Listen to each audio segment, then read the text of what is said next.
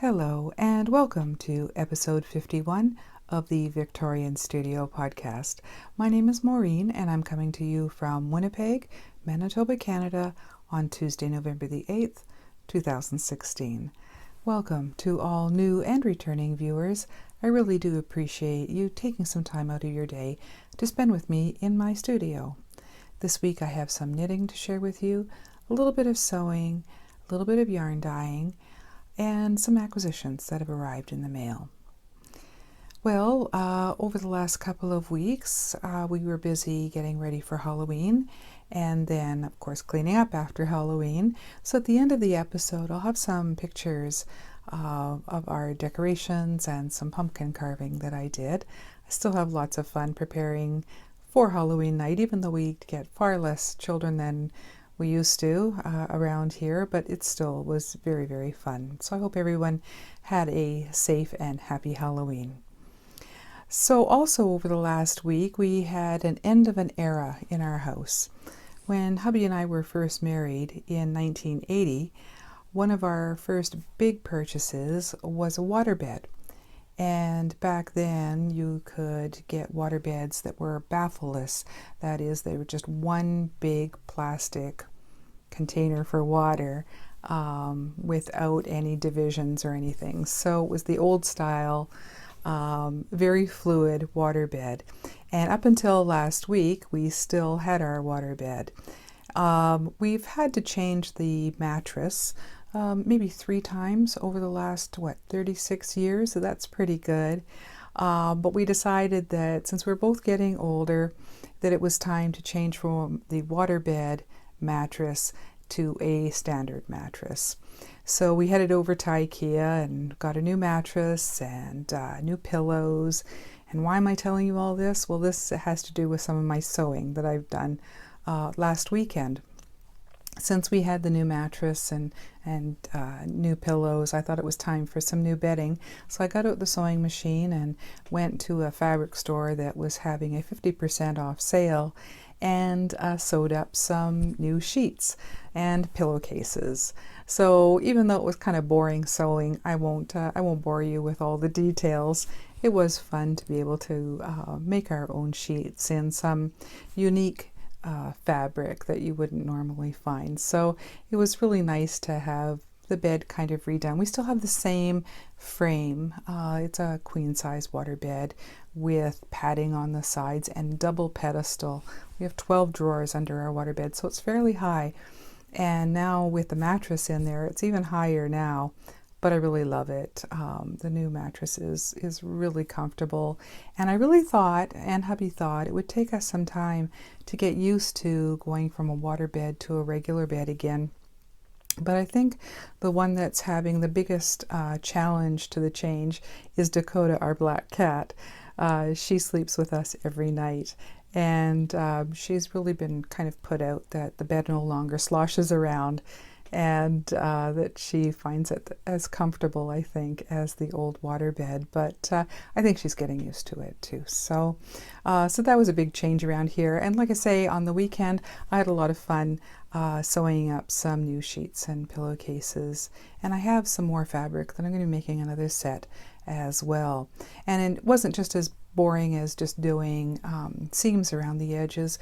What I did was in the fabric that I got obviously wasn't wide enough for a queen size bed, so I made it into from panels of different material from the same series of material from the fabric store, so it matched very nicely.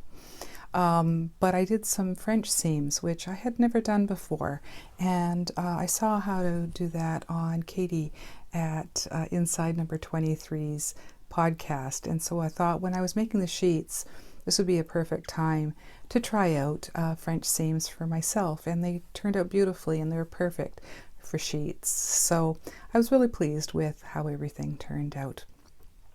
So that was a lot of fun, and it was nice to get the sewing machine out again, even though it was just straight seams. Well, first I thought I would begin by talking about the knit-alongs I'm currently co-hosting. The first one is Socktember with Sweet Kim from Me and My Dog and Some Yarn podcast. and it began on September the 1st and goes until November the 30th. So there's still a couple of weeks left if you're interested in entering some socks into that knit along. There's still time to do so. Make sure that you get your entries in by midnight November the 30th, when I'll lock that thread. And then on the podcast after that, I will announce the winners. So we have about 150 posts already in that Socktember thread. So it's been wonderful to see everybody's participation, all the beautiful socks and yarns. It's just been great. Thank you, everyone who has entered into that. And we have a couple of prizes. The first one I sewed up myself, and this is a knitting project bag that I made out of this beautiful bird fabric. It's got a little feather zipper pull and some nice bird name fabric for the inside, and a matching notions pouch, a fairly large one, so you can keep lots in that notions pouch, and a matching stitch marker and progress keeper set that I created as well. So, and I believe Kim also has offered to send a prize of a project bag that she has also created. So, as I said, be sure to get your finished socks into that knit along by midnight November the 30th. I'll still have one more episode before that knit along will end, so we'll have one more time to remind everyone about that CAL. The other knit along that I'm currently involved in, of course, is the Pen Hook and Needles Toy CAL, and I'm really having fun, just like last year, co-hosting this with sweet Talia and Marlisha of Pen Hook and Needles, and also Kim from Me and My Dog and Some Yarn podcast. Just like last year, we're having lots of fun seeing all the adorable toys that are being created. So thank you, everyone. I think we have over 100 posts just in our group alone for the Toy CAL. And I mentioned that for each of the months, I would have some prizes of a free $10 or less Ravelry giftable pattern. So it's time to draw for the first one. That's for all the posts in the month of October. So I went to random.org and I drew between posts number 2 and 92, and it pulled the name, it was post number 4, and it's Waipahu. I'm sorry, I don't know how to pronounce that. Waipahu. Congratulations, you won the Ravelry giftable pattern. So if you'd like to go on Rav and PM me which pattern you would like for $10 US or less, I will gift that to you. So just let me know what your choice is. So congratulations. And at the end of November, I will do another drawing. Well, it'll be the beginning of December for all of November's entries in that thread, and then I will do the same at the end of for all of December, so that will come, I guess, in the beginning of January. And of course, we have some fantastic prizes that will be given away at the end of the CAL, and those will be given away in January after the CAL ends December 31st. And thanks to Stephanie at Stitchcraft Marketing and Carolyn at Ancient Arts Yarns for their wonderful support, both for yarn support for myself and prizes for the CAL. I've put photos in the thread. I've updated the first post with photos of all the wonderful prizes that they have sent along, and I'll just review those again. So first, from Stephanie at Stitchcraft Marketing, she was very kind enough to send some Kraemer yarns, and these 3 are all naturally Nazareth worsted yarn. So 2 of these are going to be a prize, and I have decided I am going to create a toy out of the gray. So I'm going to pull that one out. So up for grabs for prizes will be this wonderful, very dark gray and brown skein from Kraemer Yarns. And she's also sent a double pouch project bag So that will go to one winner. And also the incredible prize of the Knitter's Pride DPN set. So thank you so much, Stephanie, for all of that support. That's just so wonderful. I know those will be a wonderful prize to give away at the end of the cow. And also, of course, Carolyn at Ancient Arts Yarns, as I mentioned before, is providing prizes. There's going to be 3 skeins of yarn that will be up for grabs from her, and it will be the winner's choice of colorway from their website, and one of 3 different weights that we'll draw for at the end of the cow. So again, their colorways are just so very beautiful, and also every skein that the winners of 3 winners will get 1 skein each. Each of those prizes will be accompanied by one of their Shasta needle gauges. So it's so adorable. So thank you again, Carolyn, for all your generosity. She's also been so kind to send some yarn support for me as well. And I chose some of her Shasta Cat, this beautiful gray and beige skein. This is 100% superwash BFL. So I'm looking forward to creating something special with that. And of course, with their Meow Yarns comes this really adorable card explaining the cat and dog charities that they support when you buy something from either their Meow or Woof collections. So thank you again both to Caroline and to Stephanie for all your help with the cow. It's so very wonderful to be working with you again, just like last year. So I thought I would share with you the finished objects that have been entered into the Knit Along thread since the last episode, and I hope you enjoy seeing what's been created in the last couple of weeks.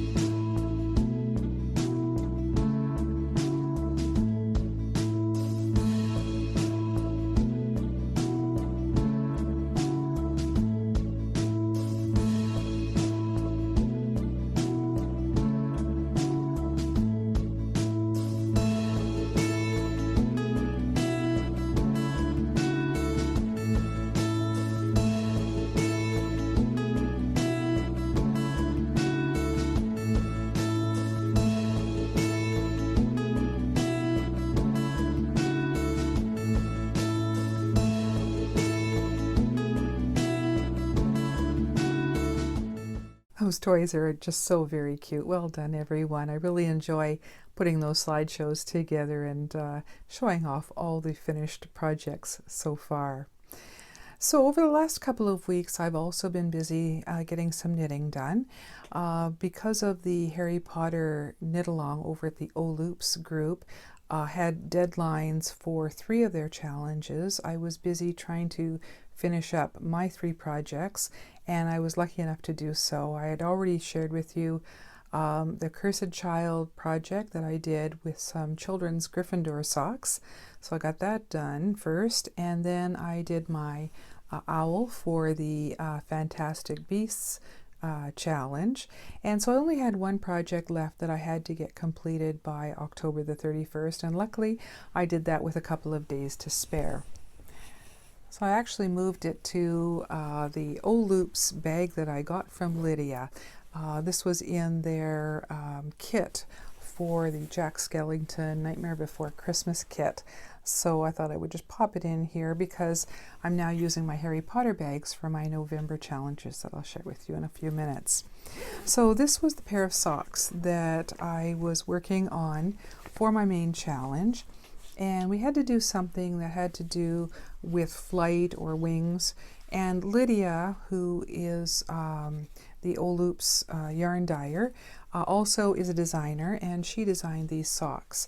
And these are the Sousson Ale socks, and they have really pretty patterning up the middle of them. It's kind of hard to see in this Tonks colorway, but I was really pleased with the resultant socks. They're just very short socks. These are my first toe-up socks, so I did Judy's Magic cast on for the first time. I did heels for toe-up socks for the first time, and also this super stretchy cast off for the first time as well. So there were a lot of firsts with these socks, so I really am pleased with the way they turned out. So I'm happy that they got completed on time. So far the knit-along has been going very well for me. I've got lots of Tonks left, so more mini skeins for me, it looks like. I've had a few ideas of what to do with mini skeins, but I'll share with you more about that a little bit later as well. So this is Lydia's pattern. It is a paid-for pattern on Ravelry, and it was wonderful to do because I learned so many new things. I really did appreciate a well-written pattern, so that was lots of fun to do. So let's see, the next thing I was working on, I had still 2 projects in detention over at the Harry Potter Cal, and those were projects that we began before October the 1st and try to finish during the knit-along, which runs from October 1st to December 31st. So I've already finished 3 of 6 projects that I put in detention, and over the last couple of weeks I've been working on 2 more, so I'll share those with you. The first one is the Close to You shawl, and this I was keeping in my black cat crossing bag, the Halloween bag, and I've been using some woolen vine yarn for this. Now this is a free pattern on Ravelry, a very simple repeat by Justina Lorkowska. The Close to You shawl really reminds me of The Hitchhiker. It's an asymmetrical triangular shawl, and you basically just go until it's as big as you want it or until you run out of yarn. So this is the Mexican Hot Chocolate by Woolen Vine, and let's see, do I have a stitch marker? Yes, I do, from when I last showed it a few weeks back. So I've got a significant progress made on this. It's a lot of garter stitch on one side, a little bit of lace work, and then these teeth that remind me a lot of the Hitchhiker shawl as well. So yeah, it's been a really nice knit, very easy to do and sit and watch TV or podcasts. So This yarn is just so very squishy. Really love it, by Kristen at Woolen Vine. So that's Mexican Hot Chocolate. It's a 80-10-10 superwash merino, cashmere, and nylon. So it's really nice 4-ply sock that's very, very, very nice. So I'm just going to continue, I believe, until I'm pretty much done. I've got lots left, but I have till the end of December to work on this project. So that's coming along. And the other item that I've been working on is also a shawl that I had in detention, and that one is the Eagle Twist. And this one, I saw the pattern, somebody had mentioned it on the Oloops Harry Potter group, and so it was on sale. It's a paid-for pattern, but when I got it, it was on sale. But I really love the idea of doing a shallow shawl in two very distinct colors. When I was looking through people's projects, I really love the way a lot of people had done a very dramatic change between two different colors in this shawl. So I wanted to do black and some of my own hand-dyed yarn with this. So this is by, let's see, I had a name in here, Dennis Marquez, and it's called the Eagle Twist. Again, a paid-for pattern on Ravelry. And I didn't show this last time, so I've got a fair amount done since I showed it last. So these are the two colors that I'm doing this shawl in. This one is the Dura Sport, Briggs and Little Dura Sport. And yeah, it's nice just to have a solid black to offset. This is some yarn that I got at the Fibre Festival, not this past year, but the year before. Tog and Thel. It's a sock weight merino nylon, 75-25, that I overdyed. It used to be a very light turquoise and beige, and I overdyed it to create a more jewel toned green and blue colors, because when put together with this black yarn, I think it really looks really dramatic. So here's the front. What I love about this is the really nice cable that runs down the center spine of this shawl. So I've got a few more sections done. There's still more to do, obviously, but at least now you can see how the two colors are playing off each other. And yeah, they're just short rows for the blue sections.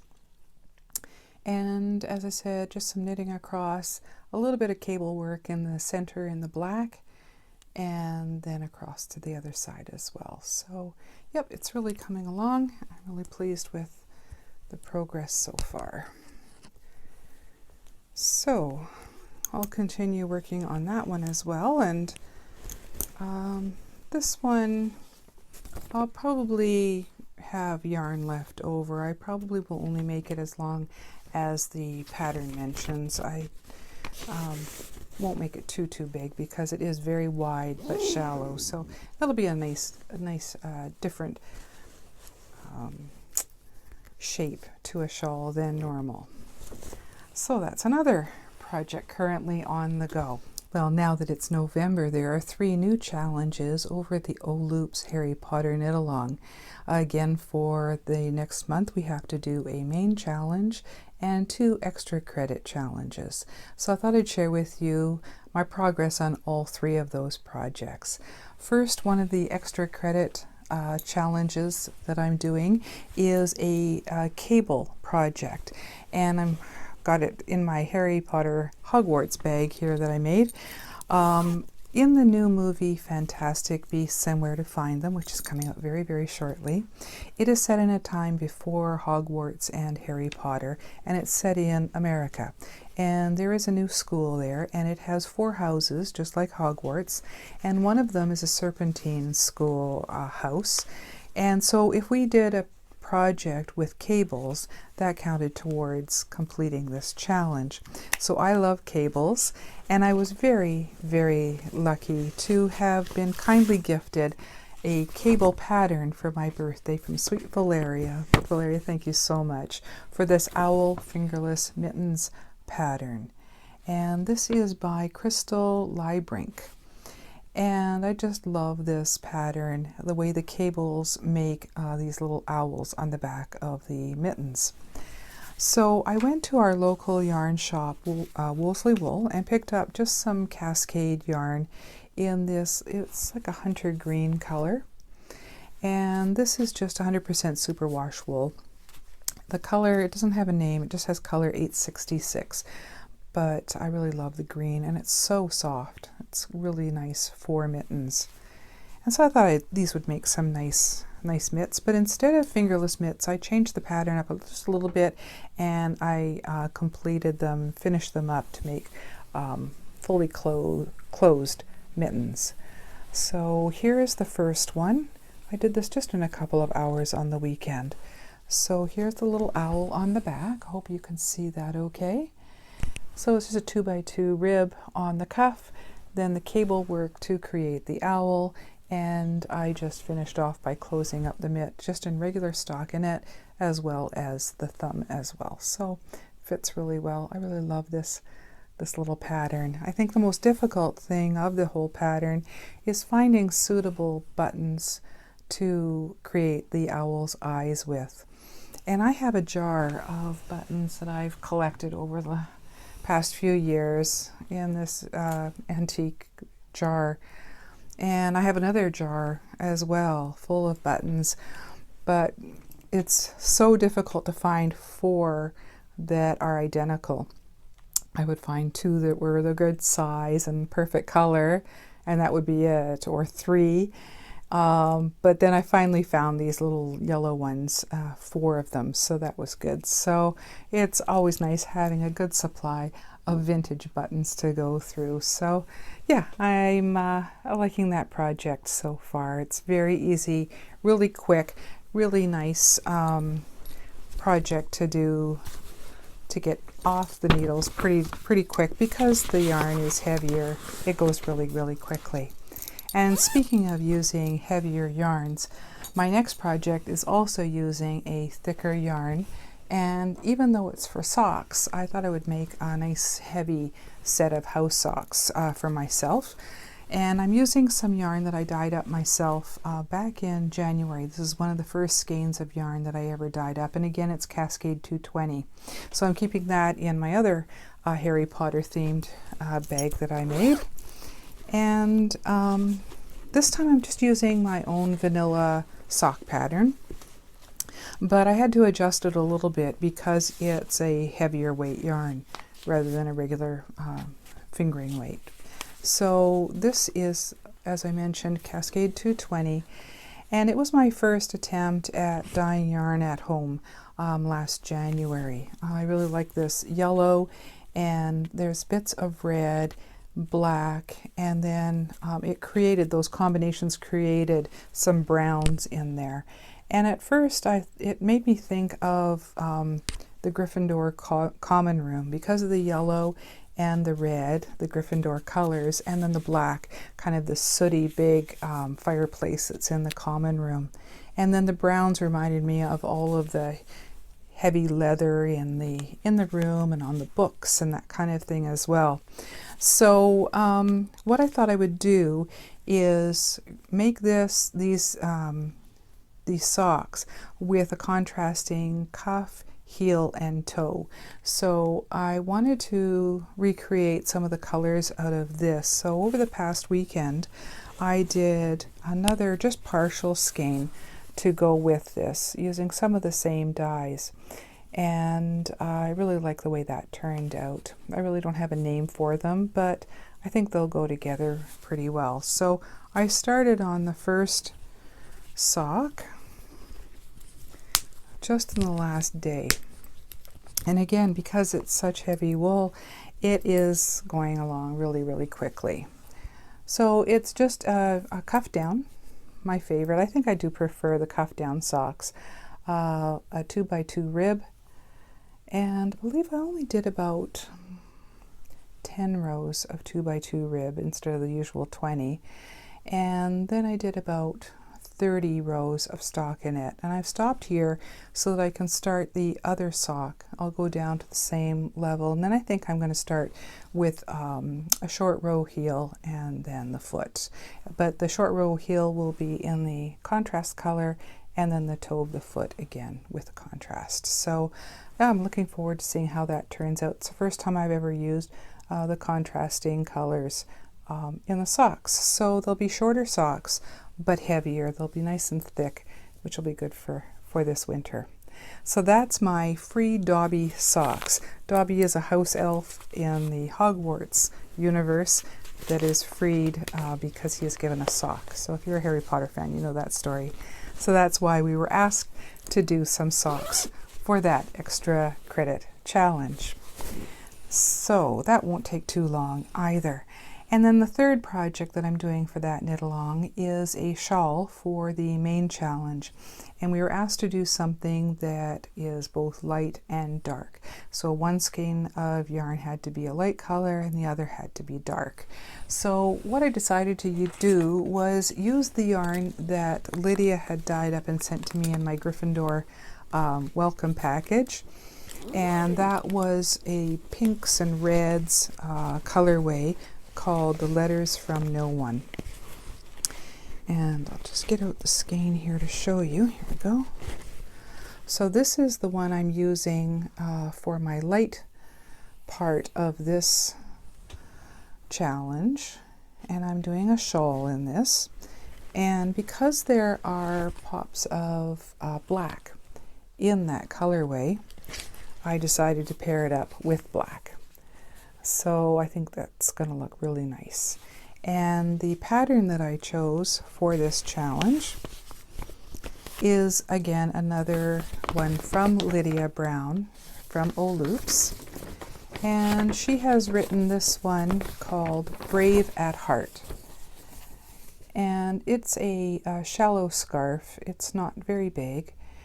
And I'm doing it in sections, alternating the light and the dark. So I'll just get it off this holder here. And this is my progress so far over the last few days. So there is a garter section and an eyelet section. And you just keep on alternating those. So that's the progress so far. The black section is where the eyelets are going, and then the pinks and reds are the garter. And they're so both very, very squishy and soft. I'm really pleased with all of that. That's the back. This is better to show you the front. So yeah, I'm very happy with the progress so far. And I don't think this will take very long. I purposely didn't want to make something that was going to be too complex because I knew I only had, until the end of November to finish it. So I think that's the trick to getting all of these challenges done. It's not picking out something too difficult that you can get done all 3 challenges in 4 weeks. So yeah, I'm really enjoying the way that's turning out. So I have until November 30th to get all 3 of those challenges done, and then in December that will be the last month of term, and that will be the final 3 projects that they'll assign us. So I'm really having fun participating in this knit along. I'm really enjoying all the camaraderie, all of the activities. Oh, and I even won one of the trivia questions in October as well, so that was a lot of fun. So speaking of winning, I was excited to find out that I had won an Amazon gift card from another podcast that was doing a random drawing. And Jonathan over at the Wild Steampunk podcast sent me a notification that he had this Amazon gift card for me. So I went ahead and purchased something that's kind of Harry Potter related as well. I went on Amazon and got this really nice journal, and of course it's a Gryffindor journal. So I thought this would really come in handy for the knit along and for other notes that I have that I can just write down in this really nice journal book. So yeah, thank you very much, Jonathan, for that. It was really great, and I love being able to get my own little Gryffindor journal that I can use for all my Harry Potter projects. So that was really exciting to find out. Also, over the last couple of weeks, I've had some yarn come in. Now, last year, I was watching Sarah at Fibre Trick, and she was mentioning a special yarn that Blacker had put out last year called Cornish Tin. And I made sure that I went right over to Blacker right away as soon as I heard about that, and was lucky enough to get 3 skeins of gray yarn from Blacker. And that was this Cornish Tin birthday blend. And so it was a limited edition. It's got all kinds of I don't think it lists it on here. Oh, wool, mohair, and alpaca on here. And this is the Levant Gray colorway. So I thought this would really make something really nice, maybe a special sweater if I matched it up with another color with this neutral. And then I heard that Blacker was putting out Cornish Tin 2 this year. So I was able to pick up a couple more skeins. And they arrived a few weeks back, but I hadn't yet shared them with you. And again, it's wool, mohair, and alpaca, and their birthday blend again. So I thought this would really make a nice garment, something I haven't decided yet what I'm going to make with it, but really, really love this yarn. It's very, very special. So with all of the Cornish Tin and the Cornish Tin 2, I should be able to make something really nice with all of those. So I really love the Levant Gray, and this is called Pole Gooth Blue as well. So I thought I'd share those with you. And then I went on Gnome Acres, had a couple of updates, and I missed the first one for their holiday yarns. And last year I had purchased some mini skeins from Gnome Acres for their holiday yarn. And at first, when I went to their website, they were sold out of the holiday yarn, and I thought I had missed it. But again, about 10 days or so ago, they updated again, and I was lucky enough to grab a couple of packages of mini skeins from them for this year. So this is their Christmas party collection, and this is a set of 6 different mini skeins of 20 yards each. Really nice. And this is in fruitcake, mistletoe, Eddie Griswold, eggnog, Christmas ham, and under the tree. So I really love the Gnome Acres yarns as well. More mini skeins. I also, while I was there, decided to get their old Christmas set. And these are 5 mini skeins of 20 yards each. And these are in more of stellina base, so they have the sparkle to them. I thought they were really, really nice. And also, while I was there, I thought I would try out their undyed yarn and try dyeing up some myself. The only other yarns that I've tried dyeing up are the Cascade or Knit Picks. And so this will be the first time that I'm trying another maker's. So this is their Naked yarn, Silent G, fingering sock, and their it's in their House Gnome base, which is 75% superwash merino, 25% nylon. So I thought I would try that, and hopefully I can make something nice out of that bare yarn. I'm looking forward to doing some more dyeing. It was fun doing up that contrast toe, heel, and sock colorway. I haven't done some dyeing in a long time, so yeah, this is very, very nice and squishy, so I'm looking forward to trying that out and making up something in the dye pots. So let's see, I think that's all I have to share with you today. Yeah, it looks like it's empty. What I thought I would do is end today's episode with some photos from the last couple of weeks, some Halloween photos and other random photos. And also I was asked some questions, and thank you very much to everybody who had complimented me on my owl and asking more questions about how I made it. I thought I would share with you some photos I took while I was making it. I didn't share them the last episode, so I'll pop those in at the end here as well. So I think that's it. The next episode will be recorded on November the 22nd, so we'll still have time for the end of the September knit along, so I'll still talk about that, and of course update everyone on the toy cal and the continuing projects that I'm doing for the O-Loops Harry Potter cal. So I hope you enjoyed seeing everything that I had to share with you today. I really enjoy bringing it to you. I appreciate everyone who subscribes and becomes members of the group. It's really been wonderful. Thank you so much. So I hope everyone has a great couple of weeks, and we'll see you again on November the 22nd. So until then, take care everyone. Bye-bye.